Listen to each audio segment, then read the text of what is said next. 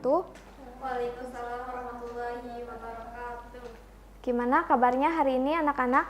Alhamdulillah baik Ibu. Alhamdulillah, berarti kita masih diberikan kesehatan, kenikmatan, sehingga kita dapat mengikuti pada pembelajaran siang ini. Nah, sebelumnya Ibu absen terlebih dahulu ya. Ada yang tidak hadir? Hadir semua Ibu. Hadir semua. Oke. Sebelumnya Ibu mau mengingat kembali, ada yang masih ingat kemarin kita belajar tentang apa?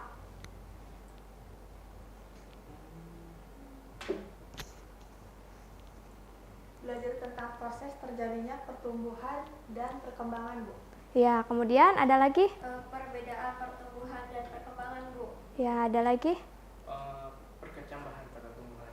Nah, ya kemarin kita sudah belajar tentang proses pertumbuhan serta perkembangan pada tanaman, kemudian proses perkecambahan itu seperti apa, kemudian pertumbuhan dan pertumbuhan sekunder serta pertumbuhan primer. Nah, untuk sekarang kita akan belajar tentang faktor-faktor yang dapat mempengaruhi pertumbuhan dan perkembangan pada tanaman. Nah, untuk tujuan pembelajaran kali ini yaitu peserta didik mampu menganalisis faktor internal dan eksternal yang dapat mempengaruhi pertumbuhan dan perkembangan tumbuhan melalui penayangan video dan berdiskusi secara berkelompok agar peserta didik lebih dapat memahami terkait faktor-faktor yang dapat mempengaruhi pertumbuhan dan perkembangan pada tanaman. Nah, Ibu mau tanya,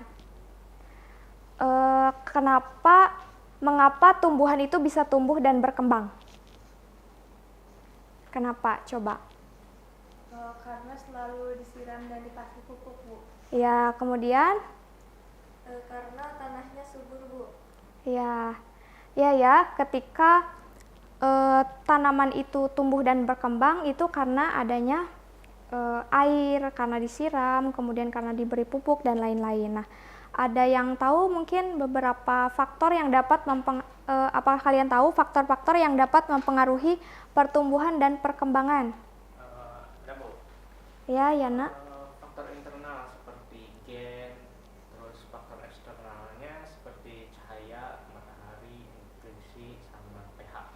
Nah, itu ya diantaranya seperti itu. Nah,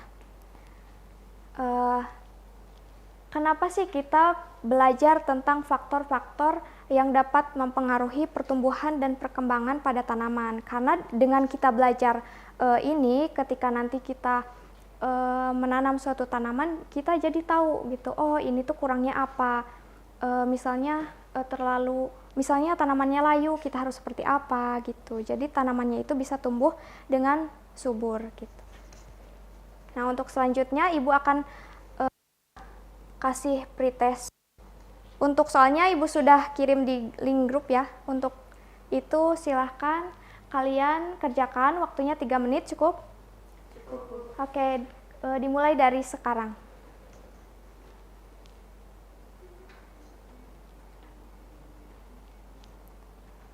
Sudah? Sudah, Bu. Oke. Selanjutnya, Ibu mau tanya kembali nih. Apakah kalian merasakan buah mangga itu berbeda-beda rasanya? Ya, ada yang asam ya, ada yang manis. Nah, kenapa hal itu bisa terjadi? Karena dipengaruhi oleh faktor genetik.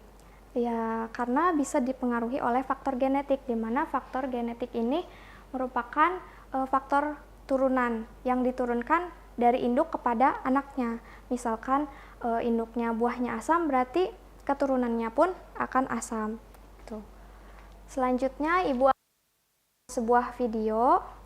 Kalian baik, nanti setelah penayangan video Ibu akan berikan penugasan. Jadi tolong disimak baik-baik.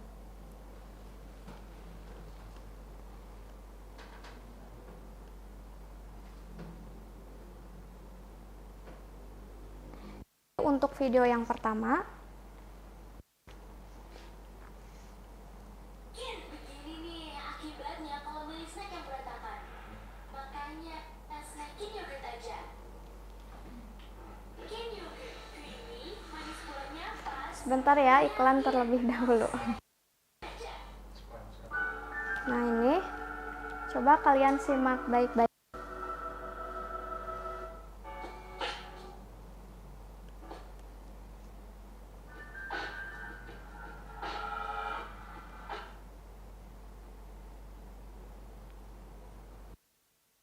Oke, untuk selanjutnya video kedua ya.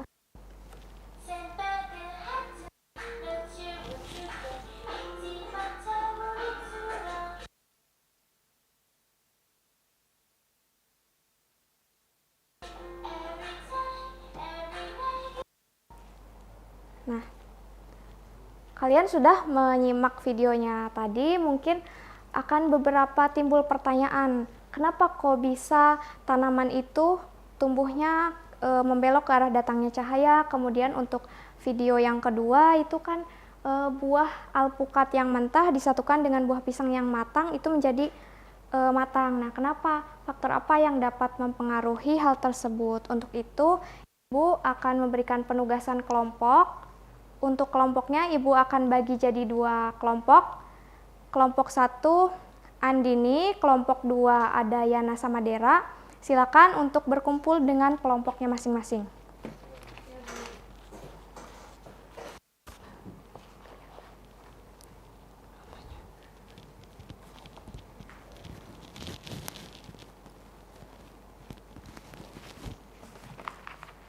Ini untuk LKPD-nya.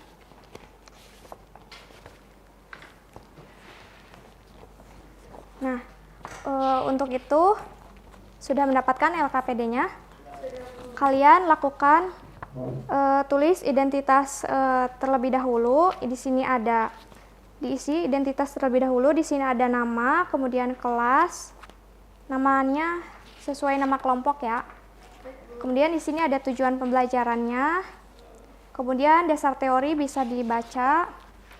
Untuk langkah kerjanya, kalian simak baik-baik petunjuknya untuk mengisi LKPD ini.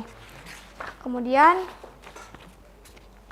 di sini terdapat video yang kalian tadi sudah amati, barangkali lupa atau keliru atau gimana, boleh kalian putar kembali. Selanjutnya, ketika kalian sudah mengamati video, nah kalian buat rumusan masalahnya apa? Kemudian buat hipotesis. Setelah membuat rumusan masalah, kalian buat hipotesis. Hipotesis itu jawaban sementara. Nah, untuk selanjutnya dalam pencarian data, kalian bisa menggunakan tabel bantuan. Di sini ada informasi yang harus dicari, kemudian informasi yang dicari dari hasil diskusi, kemudian jangan lupa sumber referensinya dicantumkan di sini. Lalu kalian lakukan pembahasan di sini, kemudian buat kesimpulan. Mengerti? Mungkin barangkali nanti ada yang ditanyakan atau masih bingung, kalian bisa ditanyakan. Oke, Ibu kasih waktu 20 menit cukup. Oke, dimulai dari sekarang. Silakan diskusikan dengan kelompoknya masing-masing. Ada yang ditanyakan? Ya. Kamu kan ini video satu ya, video satu ini seperti rumusan ini ya, jangan langsung ke pembahasan. Oh ini jangan yang ditabel, jangan langsung mana aja ini rumusan satu hipotesis satu, langsung ke pembahasan, langsung ke titik sampai foto drop.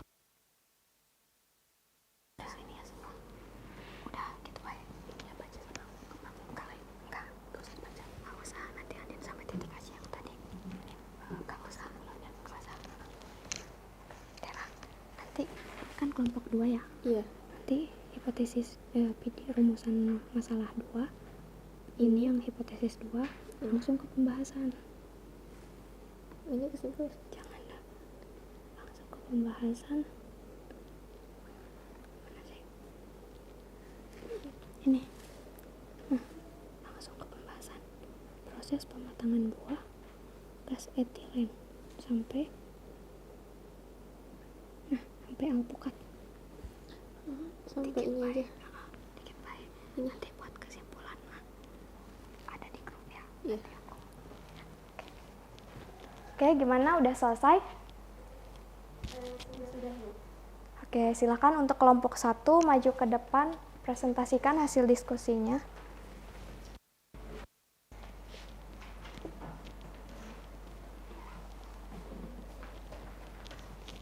Baik, Assalamualaikum warahmatullahi wabarakatuh. Waalaikumsalam warahmatullahi wabarakatuh. Saya perwakilan dari kelompok 1 akan mempresentasikan hasil diskusi kami. Yang di sini yang pertama itu untuk perumusan masalahnya pada video ke-1. Itu yang pertama, mengapa tumbuhan tersebut dapat tumbuh ke arah datangnya cahaya. Yang kedua, faktor apa yang dapat mempengaruhi permasalahan tersebut. Untuk hipotesisnya, dipengaruhi oleh faktor eksternal. Untuk pembahasan, mengapa tumbuhan tersebut dapat tumbuh ke arah datangnya cahaya. Tumbuhan dapat tumbuh ke arah datangnya cahaya karena proses yang disebut fototropisme. Sekian dari kelompok kami. Wassalamualaikum warahmatullahi wabarakatuh. Waalaikumsalam warahmatullahi wabarakatuh. Oke, berikan aplaus untuk kelompok 1. Silakan untuk kelompok 2 presentasikan hasil diskusinya.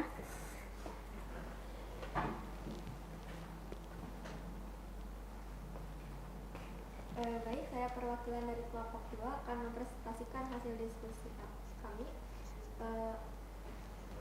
Dari rumusan masalah video kedua tadi, mengapa pada saat proses pematangan buah alpukat harus disimpan dengan buah pisang yang sudah matang, dan faktor apa yang menyebabkan buah alpukat tersebut menjadi matang. Hipotesisnya karena dipengaruhi oleh faktor internal. Proses pematangan buah alpukat dengan menggunakan buah pisang yang sudah matang ini melibatkan interaksi gas etilen yang dihasilkan oleh buah pisang dengan buah alpukat. Sekian presentasi dari kelompok kami. Ditutup. Wassalamualaikum warahmatullahi wabarakatuh. Waalaikumsalam warahmatullahi wabarakatuh. Oke, berikan aplaus untuk kelompok 2. Oke, untuk pemaparan tadi dari kelompok 1 dan kelompok 2. Untuk yang video pertama, tadi kan rumusan masalahnya apa kelompok 1? Mengapa tumbuhan itu membelok ke arah datangnya cahaya, gitu kan. Itu tadi juga sudah dijelaskan sama kelompok 1 bahwasanya hal tersebut bisa dipengaruhi oleh faktor eksternal, tetapi bisa juga dipengaruhi oleh faktor internal, diantaranya karena hormon auksin. Nah, ketika tanaman yang lurus itu, otomatis kan cahaya mataharinya di atas ya. Jadi persebaran hormon auksinnya itu merata gitu. Sehingga tanaman itu tumbuh ke arah atas. Nah, ketika tanaman yang membelok itu, dia itu persebaran hormon auksinnya itu tidak merata. Hormon auksinnya itu berada pada tempat gelap gitu. Jadi tanamannya itu membelok ke arah datangnya cahaya, dan fototropisme ini merupakan rangsangan tanaman dari berupa pergerakannya itu ke arah cahaya gitu. Kemudian untuk video yang kedua itu mengapa rumusan masalahnya itu mengapa buah alpukat yang mentah itu disatukan dengan buah pisang yang matang menjadi matang gitu, karena dipengaruhi oleh faktor internal, yaitu faktor dari gas etilen, di mana gas etilen ini dia merangsang enzim-enzim untuk memproduksi enzim-enzim sehingga dapat merubah pati menjadi gula, dan dapat merangsang juga penguraian klorofil sehingga warnanya itu yang tadinya kecoklatan, yang tadinya hijau menjadi kecoklatan gitu. Dan di mana jumlah gas etilen ini lebih banyaknya itu pada buah pisang, sehingga buah pisang ini dapat mempengaruhi kematangan pada buah alpukat. Akan memberikan sedikit materi. terkait faktor yang dapat mempengaruhi pertumbuhan dan perkembangan pada tanaman. Di sini ada dua faktor internal dan faktor eksternal. Faktor internal itu kan faktor yang berasal dari dalam tumbuhannya sendiri, dan faktor eksternal itu berarti faktor yang berasal dari luar. Nah, faktor internal itu ada gen dan hormon, sedangkan untuk eksternal itu ada bermacam-macam, ada suhu, cahaya, dan lain sebagainya. Nah, faktor internal itu yang pertama gen. Gen merupakan substansi pembawa sifat yang diturunkan dari induk kepada generasi selanjutnya. Tadi juga sudah disinggung sedikit untuk masalah gen. Kemudian di sini ada hormon. Di sini ada beberapa hormon, ada auksin. Tadi sudah disinggung juga pada LKPD. Nah, auksin ini merangsang perpanjangan sel dan pembentukan bunga serta pembentukan buah. Untuk gibelerin merangsang aktivitas kambium, menghambat pembentukan biji, menyebabkan buah menjadi besar dan tidak berbiji. Untuk sitokinin memacu pembelahan sel dan menunda pengguguran daun, bunga, dan buah. Gas etilen mempercepat pemasakan buah. Tadi sudah disinggung dalam tugas tadi. Untuk selanjutnya ada asam absisat tumbuhan tanaman. Kemudian ada asam traumalin merangsang pertumbuhan sel pada bagian tumbuhan yang luka. Selanjutnya ada faktor eksternal. Nah, di sini ada cahaya. Cahaya adalah sumber energi, di mana cahaya ini berperan fotosintesis. Intensitas cahaya yang cukup penting untuk memastikan tanaman dapat menghasilkan energi yang diperlukan untuk pertumbuhan. Namun keberadaan cahaya ternyata dapat menghambat pertumbuhan karena cahaya dapat merusak hormon auksin yang terdapat pada ujung batang. Selain nutrisi, cahaya dan air juga memiliki fungsi sendiri, yaitu sebagai faktor eksternal dalam perkembangan sebuah tanaman. Tadi ya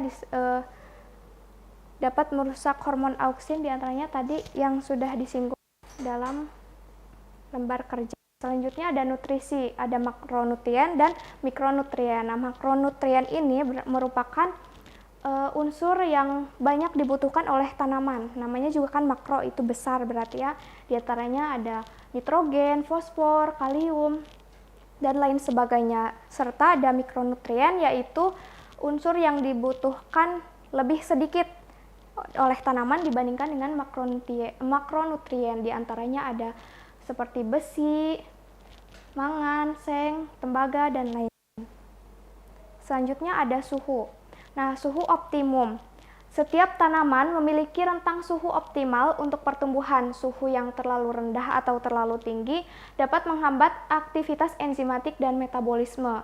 Nah, untuk fluktuasi suhu, perubahan suhu harian dan musiman dapat juga mempengaruhi siklus tanaman, termasuk perkecambahan, pertumbuhan vegetatif, dan pembungaan. Selanjutnya ada tanah. Nah, struktur tanah yang baik memiliki ruang pori yang cukup untuk udara dan air, serta memungkinkan akar berkembang dengan baik. Nah, kemudian pH tanah. pH tanah itu kan tingkat keasaman atau kebasahan tanahnya itu harus seimbang. Jadi jangan terlalu asam, jangan juga terlalu basa. Karena itu akan sangat berpengaruh pada tanaman tersebut. Kemudian ada kelembaban berpengaruh terhadap laju penguapan atau transpirasi. Jika kelembaban rendah, laju transpirasi meningkat sehingga penyerapan air dan zat-zat mineral yang meningkat. Hal itu akan meningkatkan ketersediaan nutrisi untuk pertumbuhan tanaman. Kemudian ada udara. Nah, karbon dioksida adalah bahan dasar untuk fotosintesis, sedangkan oksigen dibutuhkan untuk respirasi seluler. Untuk barangkali ada yang mau ditanyakan, mungkin barangkali ada yang masih bingung atau gimana? Cukup. Oke. Apabila cukup, barangkali ada yang dapat menyimpulkan dari pembelajaran hari ini.